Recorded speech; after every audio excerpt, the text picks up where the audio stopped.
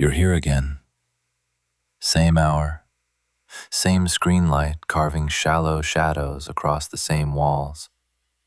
Same dull ache that lives just behind the eyes now. Not sharp enough to be called pain, just persistent enough to be familiar. You didn't come looking for change. You came because the silence outside this voice feels heavier than the words inside it. And you already know every sentence that's about to arrive. You've heard versions of them before. You'll hear them again tomorrow night, or the night after, or the one after that. You always arrive at this exact temperature of tired, not exhausted enough to sleep, just exhausted enough to listen, eyes open. First sensation, sheets already too warm, already clinging like quiet disapproval. Second sensation, the faint metallic taste that lives in the back of the throat after too many nights of shallow sleep. Third, the phone, already in hand, thumb already moving before conscious decision registers. You scroll past the time, 6:47 a.m., or 7:12, or 8:03, or 9:41, when the shame hits harder. The exact minute changes. The feeling never does. Another segment of day already conceded before breakfast. Notifications. 17, 24, 31, 42 on bad mornings. Most can wait. All of them will. You open messages anyway. Read half a sentence from someone who still believes you're the version of you from 3 years ago. Close it. Mark as unread. Preserve the illusion that you'll reply properly later. Coffee ritual. Same mug, chip on the handle larger now, darker stain inside from years of the same cheap roast. Water takes 47 seconds to boil. You watch every one of them. Count them sometimes. Not because you're impatient, because counting feels like doing something while doing nothing. Spoon against ceramic. 3 taps. Always 3. Sugar. 1.5 teaspoons you still call half in your internal monologue. Machine hisses, drips, pauses, drips again. You stand motionless during the pause, the longest part, the part where nothing is happening and everything is being decided. You carry the mug to the chair, same chair, cushion permanently dented in your shape. Laptop opens. 12 tabs from yesterday still alive, breathing faintly in the background like patients on life support. You add 3 more. None of them urgent. All of them excuses to delay the one tab that actually matters. You type 3 words into a document titled Notes. Delete them. Type 4 different ones. Delete. Close the window. Tell yourself you'll open it again in 10 minutes. 10 minutes becomes 47. 47 becomes the rest of the morning. You notice the light changing on the wall. Morning to midday gray. You haven't moved. The coffee is cold. You drink it anyway. Cold coffee is another small surrender you've learned to romanticize. Now the people. Person A, the one who still sends voice notes. 6 minutes long now. You let them play at 0.5 times speed while scrolling something else. You hear fragments. Miss talking like we used to. Everything okay on your end? You compose a reply in your head. It's warm. It's thoughtful. It's complete fiction. You type, Haha, yeah, been slammed. Let's catch up soon. Send. Feel the tiny recoil in your chest. Ignore it. Person B, the sibling who asks the same 3 questions every call. How's work? How's health? Seeing anyone? You have 3 pre-recorded answers. They still sound spontaneous if you vary the pauses slightly. You vary them.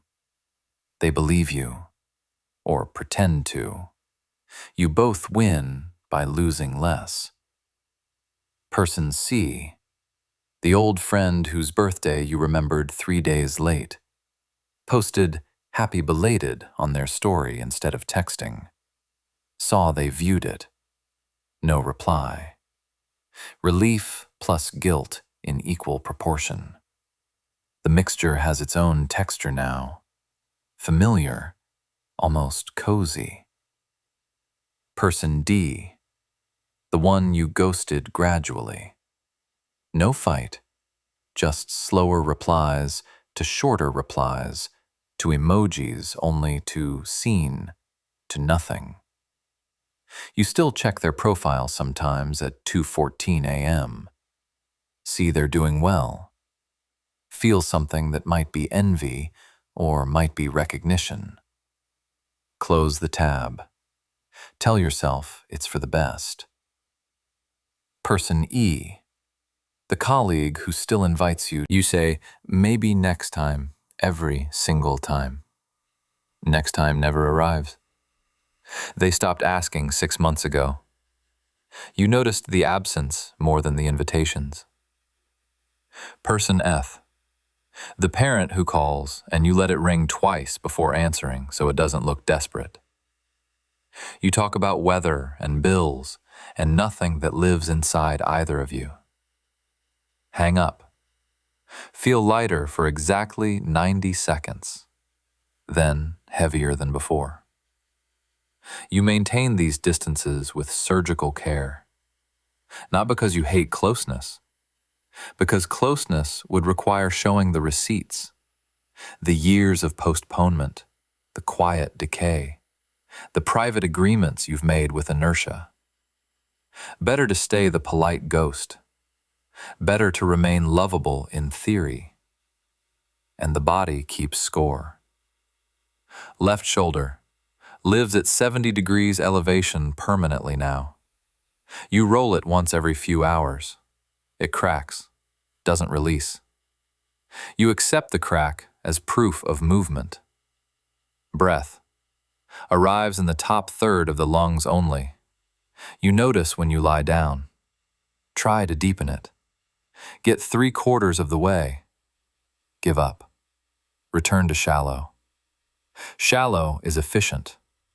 Shallow is safe. Eyes dry regardless of drops. Screen time logged at 11 hours 47 minutes yesterday. You saw the number. Close the settings app. Continued. Stomach. Quiet gurgling that used to mean hunger. Now just background static. You eat standing up most days, or not at all until 3 p.m. Then something quick and beige. Reward it with more screen. Feet. Numb when you finally stand after 4 hours. Pins and needles climb the calves like slow ivy. You shake them out. Sit again within 90 seconds. Skin. New roughness on elbows. New faint map of veins on forearms. You trace them sometimes absent-mindedly, like reading a contract you already signed. Neck. Clicks every time you look left. You avoid looking left when possible. Lower back. Constant low hum of discomfort that used to come and go. Now it simply lives there full time like a tenant who stopped paying rent, but you never evict. You catalog these changes daily, not to mourn, to confirm the timeline, to remind yourself the depreciation is steady, deniable, and Most importantly, chosen, one increment at a time. The buried list. Item 1 from age 19. Make something people remember. Status. 3 half-finished drafts in folders named Old Ideas. Last opened 14 months ago. You open one sometimes. Read 2 lines. Feel the old heat for 7 seconds. Close it. Feel the cooling immediately after. Familiar relief. Item 2. Travel without excuses. Status. Google Maps pins in cities you'll visit someday. Someday has its own folder now. 37 pins. 0 flights booked. Item 3. Learn the instrument. Guitar still in case under bed. Strings rusted. You took a lesson once. Fingertips hurt. You liked the hurt for 2 weeks, then preferred comfort. Item 4. Write the letters. To the people who mattered before life got polite. Draft saved in Notes app. 4 versions. None sent. Words too honest. Honesty too expensive. Item 5. Run a marathon, or at least run consistently. Running shoes still have the tags on. Bought them during a moment of manufactured optimism. Wore them twice. Now they sit next to the guitar case like matching tombstones. Item 6.